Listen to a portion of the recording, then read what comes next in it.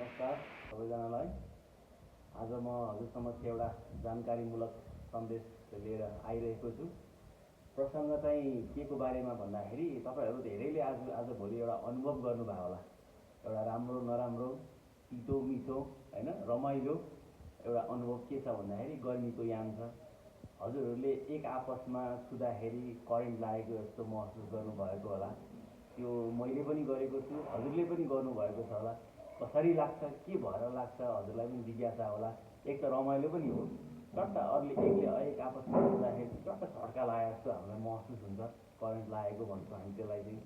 यो कसरी हुन्छ त भन्दाखेरि अब सामान्यतया यो गर्मी याममा चाहिँ हाम्रो शरीर चाहिँ एकदम ड्राई सुक्खा भइरहेको हुन्छ। हामी नुहाइधुवाइ गर्छौँ अनि त्यसपछि हाम्रो यो शरीरमा चाहिँ छालाहरू एकदम सुक्खा भएको हुन्छ।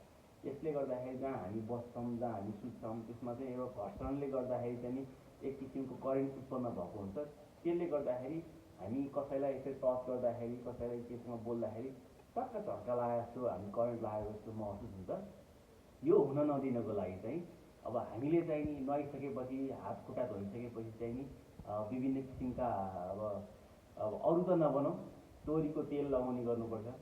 चट्ट तोरीको तेलहरू हातमा हल्का भेरी मसाज गर्ने। अनि जस्तै कि लोसनहरू, जस्तै कि हामी मसँग अहिले एक दुईवटा कुराहरू छ यस्ता लोसनहरू हैन, यस्तो अब लोसनहरू चाहिँ नि लगाउने, बडी लोसनहरू, ह्यान्ड लोसनहरू चाहिँ लगाउने गर्नुपर्छ। यसले गर्दाखेरि हामीमा त्यो घर्षण उत्पन्न चाहिँ नि हुँदैन अनि करेन्ट आउने सम्भावना चाहिँ न्यून हुन्छ, कम हुन्छ। यो चाहिँ अब हामीले पानी छोइसकेपछि चाहिँ लगाइरहनुपर्छ। मेरो सजेसन चाहिँ अब म एउटा तेलको बिजनेसम्यान भएको हुनाले पनि अब तोरीको तेल, राम्रो खालको प्योर तोरीको तेल लगाउने पनि सजेस्ट गर्छु। यसले गर्दाखेरि हाम्रोमा शरीरमा चाहिँ एउटा एक किसिमको घर्षण चाहिँ हुन पाउँदैन र त्यसको झट्का लगाउने चाहिँ एकदमै धेरै कम हुन्छ। धेरै धेरै धन्यवाद हजुरले मेरो कुरा सुनिदिएकोमा। यो एकचोटि हजुरले लागू गरेर हेर्नुहोस्, धेरै युजफुल टिप्स हुनेछ हजुरको लागि।